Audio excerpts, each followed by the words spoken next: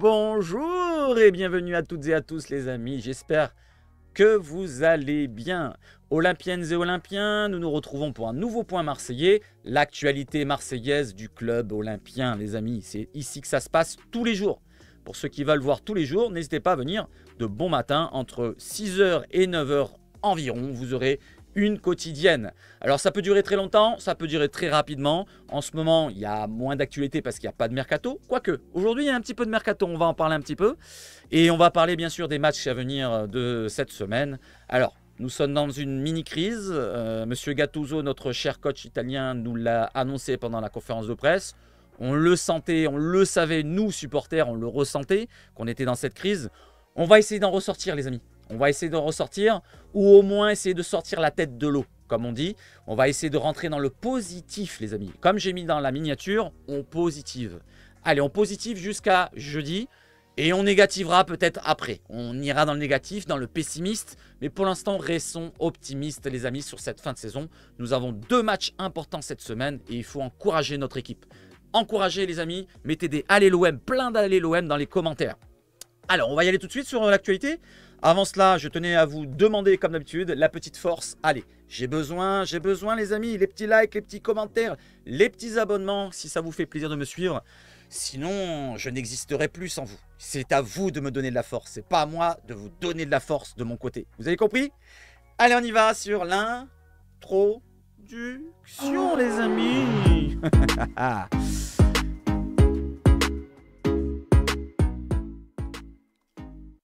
Ah, on y va tout de suite sur l'éphéméride les amis. Nous sommes le 13 février. Je souhaite un bon anniversaire à tous ceux qui sont nés le 13 février. Avant cela, j'ai mis une petite musique pendant l'introduction. N'hésitez pas à me dire si ça vous plaît d'avoir une petite musique de fond de temps en temps. Et si vous voulez que j'en rajoute même à ce moment-là quand je vais faire toute la vidéo pendant un quart d'heure, 20 minutes. N'hésitez pas à me le dire, hein. N'hésitez pas en bas. Allez, donc le 13 février, qui est né le 13 février comme ancien olympien? Nous avons Kevin Strootman, qui a marqué l'histoire olympienne. Et oui, mais de quelle manière vous allez me dire? Parce que c'est un accident industriel, avec un transfert qui a monté à 25 millions d'euros si je ne me trompe pas. Il est parti gratuitement, et oui, sous l'ère Longoria, il est parti gratuitement du côté du Genoa. Du côté du Genoa, c'est pas Longoria qui l'a recruté, mais c'est Longoria qui l'a vendu gratuitement du côté du Genoa. Ceci dit, on a réussi à s'en séparer, il est parti là-bas en prêt, et on va lui souhaiter bon courage pour la fin de sa carrière. Il a désormais 34 ans. Bon anniversaire à toi Kevin. Bon anniversaire à Fabrice, à José, à Antoine et à Georges Kevin Nkoudou, ancien olympien passé dans les années 2015-2017. N'hésitez pas à me dire ce que vous gardez comme souvenir de Georges Kevin Nkoudou et de Kevin Strootman. Bon anniversaire à tous ceux qui sont nés le 13. Et n'hésitez pas à me le dire dans les commentaires. Beaucoup n'hésitez pas aujourd'hui, hein, je le sais, hein, Fada. Allez, on enchaîne tout de suite avec quoi les amis? Avec le petit sondage que j'ai mis dernièrement. Voilà, on va arrêter avec le pessimiste. Et c'est le dernier moment que je vous le montre. On est pratiquement à 1000 votes. Et vous êtes à 60% à vouloir le départ de Gattuso. Mais maintenant, c'est plus d'actualité puisqu'on va lui donner du courage à Gennaro et à Tusso pour toute cette semaine à venir pour qu'on gagne. Parce que je veux qu'on gagne, absolument. C'est pas que je veux que l'OM perde pour qu'il parte. Non, non, je veux qu'on gagne. S'il est là aux manettes jusqu'à la fin de saison et qu'on gagne, qu'on arrive à se replacer dans les places européennes, eh ben tant mieux. Eh ben tant mieux, les amis. Tant mieux. Allez, on va sur quoi maintenant? On va sur du mercato.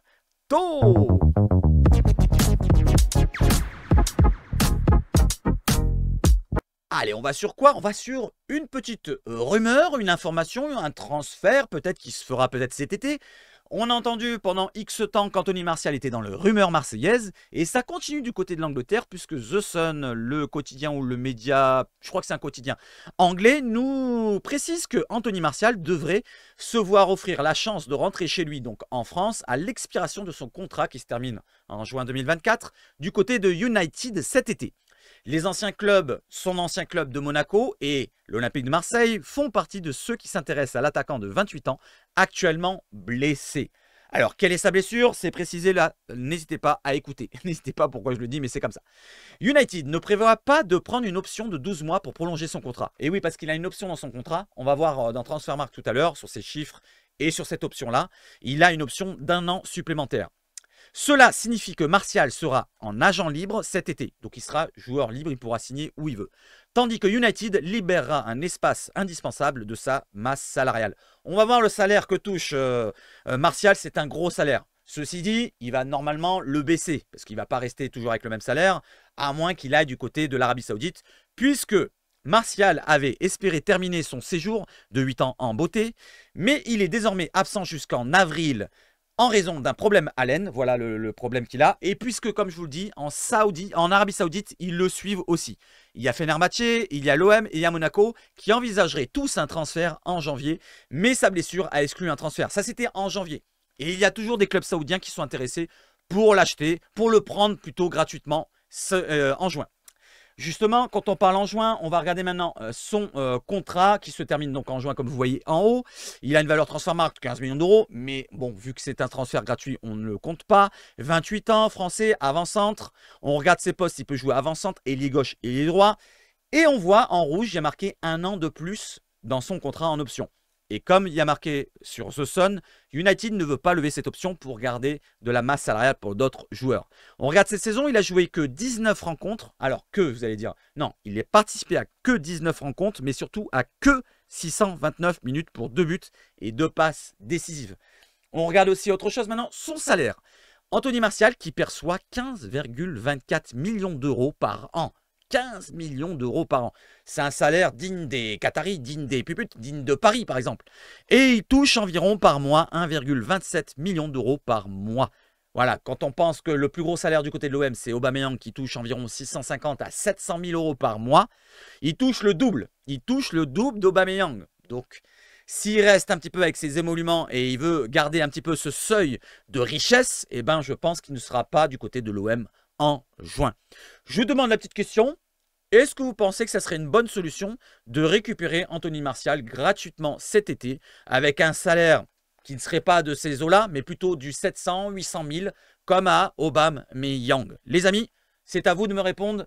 Donnez-moi votre avis sur Anthony Martial. Dernière chose sur Anthony Martial, Foot Mercato qui nous précise que The Sun continue d'annoncer un grand intérêt de l'OM pour Anthony Martial, c'est ce qu'on vient de lire. Cependant, le club phocéen n'a pour l'heure entamé aucune démarche pour recruter l'attaquant français en fin de contrat en juin prochain à Manchester United. Donc il n'y a aucune, pour l'instant, intérêt concret de l'OM, c'est peut-être juste un intérêt comme ça, vite fait, pour voir un petit peu, pour juger la situation. Allez, on va voir un autre joueur qui est pisté. Selon Ekrem Konur, le journaliste turc, à prendre avec des pincettes, comme les Anglais, hein, prendre tout avec des pincettes, les amis. L'Olympique de Marseille s'intéresse donc à Anthony Martial, on le voit à gauche, mais a aussi un joueur de Ligue 1, c'est Youssouf Yazici, le milieu de terrain offensif, voire attaquant, ailier, il est polyvalent, gaucher, très important de le dire, de 27 ans de Lille, qui fait plutôt une bonne saison, on va voir justement là. Il est visé par l'OM pour l'été prochain. Pourquoi? Parce que c'est un joueur libre. Il y a marqué en haut à droite là-bas, 30 juin 2024. Valeur Transfermarkt 10 millions d'euros. International turc à 41 reprises, 3 buts. Il a 27 ans comme je vous le montre en haut à gauche. Il est né le 29 janvier, donc il vient d'avoir 27 ans. Il ne va pas sur ses 28. C'est un joueur qui s'est imposé en Ligue 1. Regardez cette saison, 30 matchs, 10 buts, 3 passes D. C'est quand même des bonnes stats pour un milieu offensif. Il peut jouer, comme il y a marqué là, milieu offensif, donc meneur de jeu. Gaucher, moi j'aimerais bien avoir un gaucher dans ce rôle-là. Ailier droit. Et en avançant, il peut dépanner aussi. Est-ce que ça ne serait pas un bon profil pour l'Olympique de Marseille, les amis? C'est ce qu'on réclamait pour cet hiver. On ne l'a pas eu. Gattuso n'a pas eu un joueur de ce profil-là. Est-ce que vous pensez que ça serait une bonne idée pour l'été qui va arriver? Les amis, n'hésitez pas à me donner un avis, votre avis sur Youssouf Yazici. En plus de ça, il connaît la Ligue 1, il parle sûrement un peu français, voire peut-être beaucoup, je ne sais pas, je ne l'ai jamais écouté parler. Il a un salaire, regardez, de 85 000 euros par mois. Donc, c'est un petit salaire du côté de l'OM. On pourrait lui proposer un 100 000 sans problème, voire peut-être 120 000, pourquoi pas, je ne sais pas. On ne va pas monter à 200 000 non plus. Mais en tout cas, ça serait une bonne solution pour moi, pour ma part. Ce n'est pas un crack non plus, mais ça serait, pourquoi pas, un bon joueur pour remplacer, pourquoi pas, un départ d'un, je ne sais pas, un Zdine Ounahi. S'il n'arrive pas à percer chez nous, il faudra peut-être au bout d'un moment penser à le faire un petit peu partir du club. Je ne sais pas, pour l'instant, on va l'encourager. Azdine Ounahi, Zouzou, comme je t'appelle, j'espère que tu t'imposes à l'OM, mais il faut que tu le montres au bout d'un moment. Il faut que tu le montres. Voilà les amis, n'hésitez pas à me donner votre avis sur Youssouf Yazici. On continue encore sur le mercato et c'est sur le côté des départs. Du côté de The Sun, encore du côté de l'Angleterre, Crystal Palace a désigné la star marseillaise, Iliman Ndiaye, la star sénégalaise, comme sa principale cible pour la saison prochaine, pour l'été qui va arriver. L'attaquant de 23 ans a rejoint l'une de ses équipes d'enfance, en parlant de l'Olympique de Marseille, en provenance de Sheffield United au début de cette saison. Mais devrait être vendu, selon The Sun, cet été. Devrait. Alors, est-ce qu'ils ont des infos comme quoi Longoria a fait fuiter quelque chose comme quoi on voulait l'extirper du côté de l'Angleterre, vu qu'il fait une saison plutôt moyenne? On va regarder derrière, on continue, les amis, avec ce que j'ai mis en jaune qui est très important de noter et de signifier. Marseille recherche environ 15 millions de livres, pas à lire, mais 15 millions de livres sterling. Ça correspond environ à 18 millions d'euros environ. On l'a acheté 20 millions d'euros. Donc, on va arrondir à 20 millions d'euros. On voudrait récupérer notre argent. Mais Crystal Palace est heureux de dépenser dans ce domaine. Alors, je ne sais pas ce que ça veut dire. En tout cas, Crystal Palace pourra investir environ pas loin de 18 à 20 millions d'euros s'ils veulent toujours recruter Iliman Ndiaye cet été. Et bien sûr, si l'OM veut le faire partir à ce prix-là. Ça, j'ai un doute. Personnellement, j'ai un doute qu'on veut le faire partir à ce prix-là. Allez les amis, c'est fini sur le mercato. On va sur quoi maintenant? On va sur l'actualité. L'actualité, ma cour dégage. J'en ai marre de te voir sur l'actualité. Allez, on parle de Shakhtar OM et on va revenir sur Iliman Ndiaye tout à l'heure. On va faire un petit point précis de pourquoi, du comment il a des problèmes.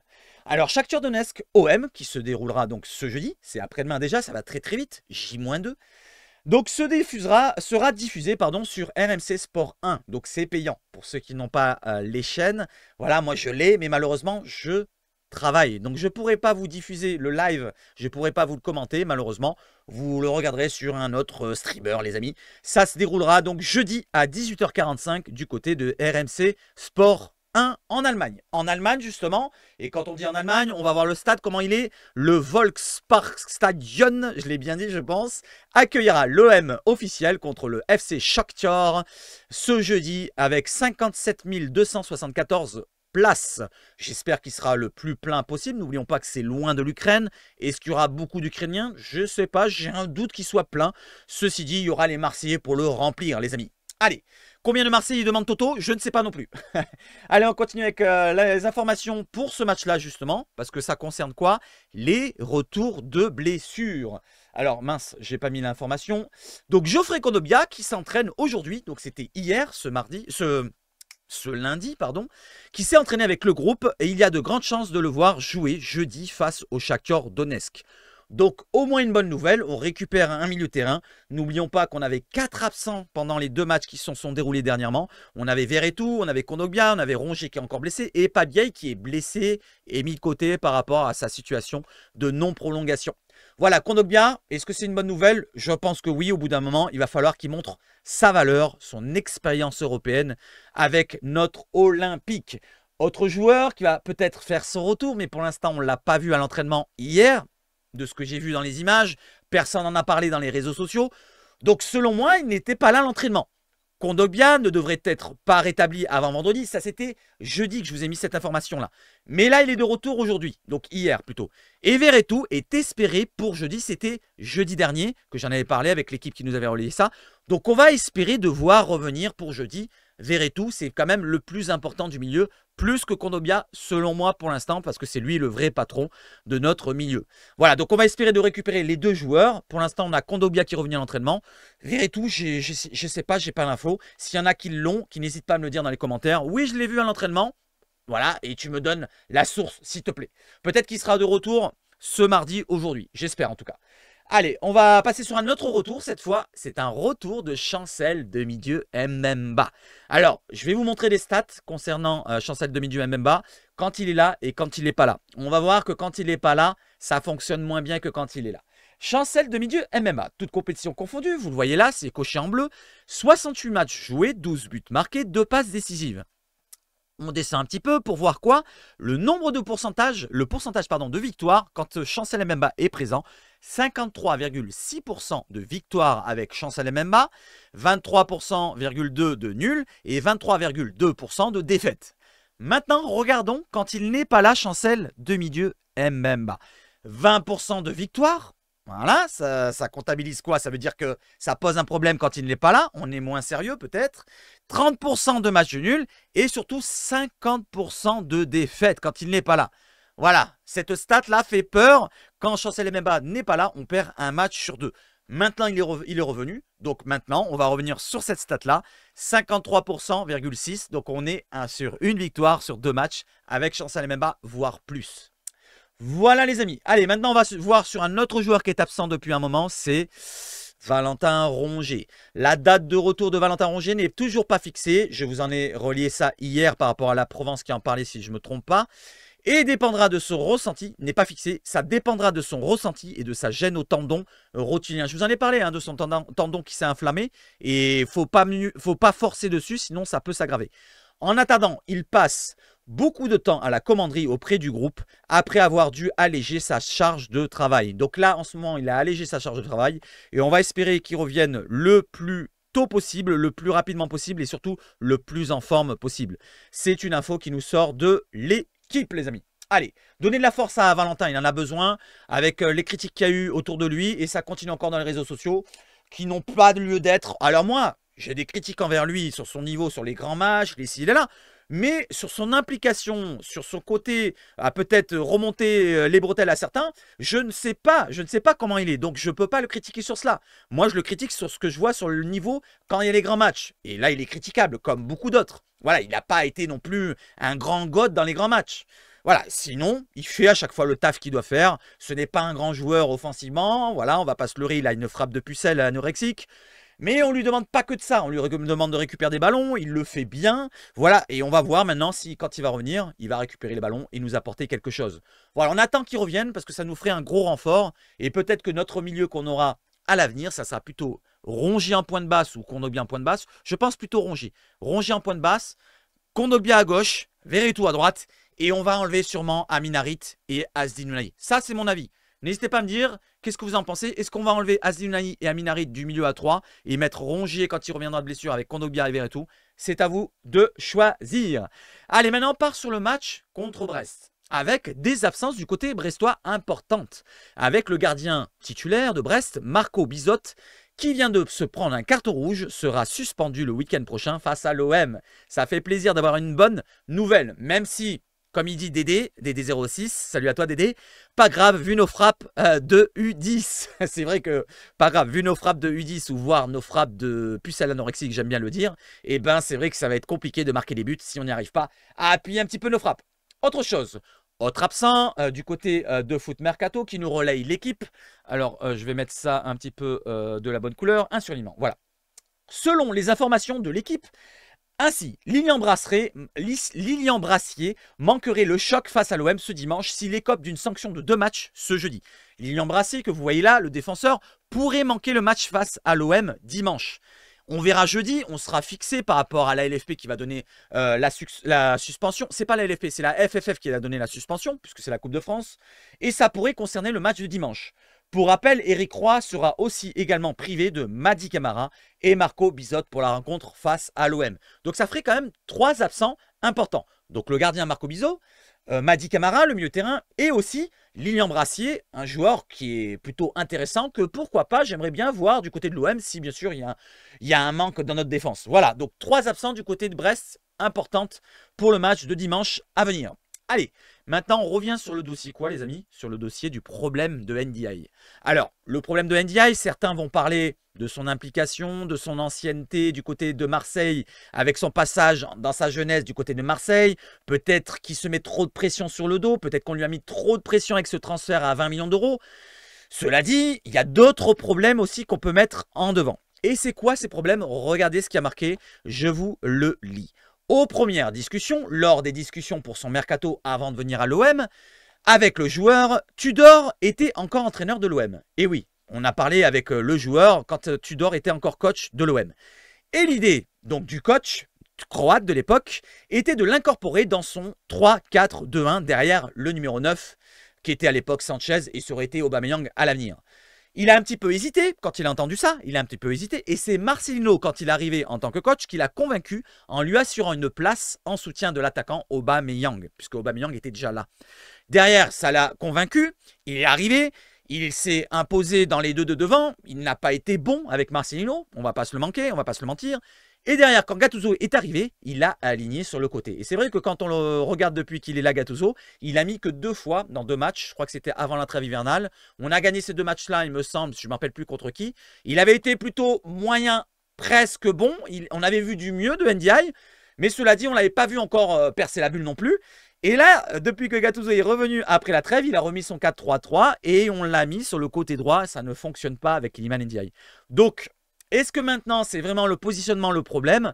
Je pense qu'il y a une part de cela qui pose problème pour Iliman Ndiaye. N'hésitez pas à me dire s'il n'y a que ça, parce qu'il y a ça et il y a aussi peut-être son forçage. Je trouve qu'il force trop. Quand il a le ballon, il le gratte trop, il le garde trop sur lui. Il est toujours comme ça, il essaie de rentrer dans la défense. Et je trouve qu'il devrait lâcher un petit peu le ballon un peu plus vite aussi. Il y a ce problème de situation pour sa position sur le terrain. Et il y a aussi sur le problème de garder un petit peu trop le ballon et de ne pas trop jouer collectif. Voilà, c'est ça que j'aimerais bien qu'il lâche le ballon plus vite.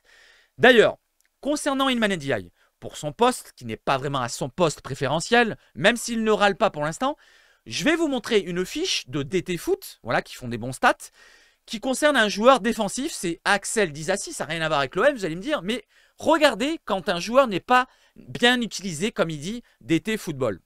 Axel Disasi, du côté de Chelsea, est mal utilisé. Regardez quand il est positionné en latéral, vous avez les stats qui sont tout en rouge, et ils sont moins élevés que quand Disasi est en central. Donc c'est pareil, même si c'est un joueur offensif pour Iliman Ndiaye, c'est peut-être pareil. Peut-être que si tu vas le mettre dans le central, peut-être que toutes ses stats vont monter et peut-être qu'on aura un Iliman Ndiaye peut-être buteur, peut-être passeur, peut-être en grande forme et peut-être que ça fera du bien à l'OM. Donc, pourquoi pas remettre Iliman Ndiaye dans les 2 points de devant quand on jouera en 3-5-2, je l'espère. N'hésitez pas à réagir les amis sur le dossier Iliman Ndiaye. On continue avec les stats justement, voilà je vous ai mis des stats. Et on continue avec une stat pour voir un petit peu où en est Gigot.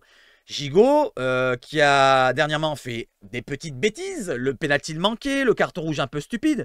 Mais quand je vous ai dit que Gigot était un joueur juste dans le duel, dans le côté guerrier, et là vous avez la stat qui montre vraiment ce que j'ai dit justement. Regardez, dans le pourcentage de duels offensifs remportés, Samuel Gigot fait partie des meilleurs joueurs de Ligue 1 en défenseur. Alors le duel défensif, c'est le duel corps à corps, le duel défensif quand on a un joueur face à soi. Mais quand c'est dans la création, quand c'est pour porter le ballon, les relances et ci, c'est là, c'est moins propre. Quand c'est le placement, c'est moins propre. Et c'est peut-être là où il a un problème, Gigot, c'est quand il doit faire un placement plutôt en zone plutôt qu'un marquage individuel. Il était fort avec Igor Tudor, Samuel Gigot, très très fort même par moment. Et là avec un coach comme... comment ça s'appelle, Marcelino en début de saison, comme avec Gattuso maintenant, c'est un marquage différent. Est-ce qu'il a moins de difficultés peut-être? On peut le comprendre, on peut le sous-entendre plutôt. Voilà, vous avez les stats qui sont plutôt intéressantes. Hein.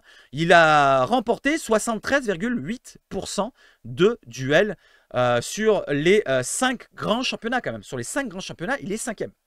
C'est important de le noter. Et on a Ligny Euro qui est au-dessus. Et Ligny Brassier, tiens, j'en parlais juste avant. Regardez, il est juste en dessous. Ligny Brassier est 2e. Allez, on continue. Et quand on regarde cette stat-là, donc les erreurs nettes amenant un tir de l'adversaire en Ligue 1 2023-2024, ce qui correspond selon DataFoot aux boulettes du gardien, mauvaise relance des défenseurs et j'en passe, voici les équipes parmi lesquelles il y a le plus d'erreurs individuelles amenant un tir adverse cette saison. On voit que l'OM est vraiment sérieux. Ils ont une défense qui ne fait pas extrêmement de bourde. Une seule erreur nette amenant un tir de l'adversaire, c'est-à-dire à une relance pourrie par exemple. Alors je vais citer que Balerdi, parce que les années précédentes, on avait souvent Balerdi qui faisait des grosses bourdes. Mais là, on n'a qu'une seule erreur nette selon DataFoot. C'est quand même bien précis et c'est quand même une bonne stat pour la défense olympienne. Allez, on enchaîne. Autre stat, je vous l'avais déjà montré, celle des occasions créées par la passe en Ligue 1. Je vous l'avais déjà montré plusieurs fois, je crois que cette stat-là, mais elle est importante de souligner encore que Jordan Veretout est vraiment notre joueur le plus important, peut-être de l'effectif au milieu de terrain au moins. Regardez, 8 occasions créées grâce à ses passes vers l'avant, 2 passes décisives seulement parce qu'il y a eu 6 vendangeages des attaquants, bien sûr, 6 vendangeages. Quand on pense à l'occasion de Vitinha, elle fait partie de ces 6 occasions vendangées par la passe de Jordan Veretout. Et on voit que Aubameyang n'est pas loin, il est en bas, regardez. 6 occasions créées, 8 pour Veretout, 7 passes décisives. Donc par contre, Aubameyang, il a de la chance. Dans ses passes décisives, dans ses passes créées pour faire une occasion, et ben lui, il est plus dans les passes décisives. Voilà, bravo à Aubameyang et malheureusement à toi Veretout, dommage pour toi. Allez, on continue et on va terminer même avec cette vidéo avec un petit bonbon. une petite vidéo. Regardez les amis, hop, le but de qui? Le but de Mathieu Valbuena, les amis. Regardez, coup franc, pam. Le même coup franc que Ulysse Garcia, la même lunette, le même coup franc au fond des buts. Non, puisque Ulysse Garcia l'a mis dans les tribunes. Voilà les amis, Mathieu Valbuena, mettez des GG à Mathieu Valbuena qui met son petit coup franc du côté de l'Apollon. Allez, on passe à autre chose maintenant. Concernant ce soir, je ferai encore un live comme hier soir à 21 h sur la chaîne Twitch. N'hésitez pas, vous avez le lien dans la description. Vous cliquez dessus, vous followez la chaîne sur Twitch et vous venez ce soir en activant bien sûr la cloche. Il y a une cloche comme sur YouTube, c'est pareil. C'est pareil, vous venez sur Twitch. On parlera encore de Gattuso, de Longoria, des joueurs, peut-être de Macourte que je l'ai mis dans les flammes. J'aimerais bien qu'ils partent même des flammes. Voilà, on parlera de la situation marseillaise. On va se projeter tout doucement vers le match de jeudi. Et on en parlera mieux encore même demain. Demain, on refera un live demain soir et on fera l'avant-match face au Shakhtar avec toutes les dernières informations, avec pourquoi pas les retours de blessures comme Verretou, Konobia, qu'on sera rassuré peut-être qu'il sera déjà dans le groupe. Les amis, allez, voilà, je vous montre le planning justement de la fin de semaine. Voilà, donc demain, donc mercredi, vous avez un live aussi à 20 h 30. Je vais peut-être le mettre à 21 h, comme ça on met les mêmes horaires. Et nous avons le dernier live de la semaine, ça sera Brest-OM qu'on vivra ensemble à partir de 20 h. Ce match qui sera très important avec le retour de, ici vous le voyez, Verretou, il a même maillot que moi en plus. Et de l'autre côté, Pierre Lesmelou face à lui, deux milieux de terrain importants de leurs équipes, les amis. Voilà les amis, j'espère que vous avez passé un bon moment avec moi. On se retrouve donc demain, 26 minutes. Voilà, on essaie de faire moins de demi-heure en ce moment. J'espère que vous avez passé un bon moment. N'hésitez pas à me dire si ça vous a plu de mettre un petit fond au début dans l'intro de musique, je parle. Et si vous voulez que j'en mette un fond de musique tout le long de la vidéo, comme ça peut vous faire un petit passe-temps si vous n'avez pas envie d'écouter ma voix ou plutôt que la musique. Les amis, je vais vous souhaiter un bon mardi et je vous souhaite de passer une bonne journée, tout ce que vous voulez. Vive le foot chez Savage Foot, le petit like, le petit abonnement. Merci, merci les amis. Et surtout, allez l'OM. Ciao, ciao, ciao, ciao les amis.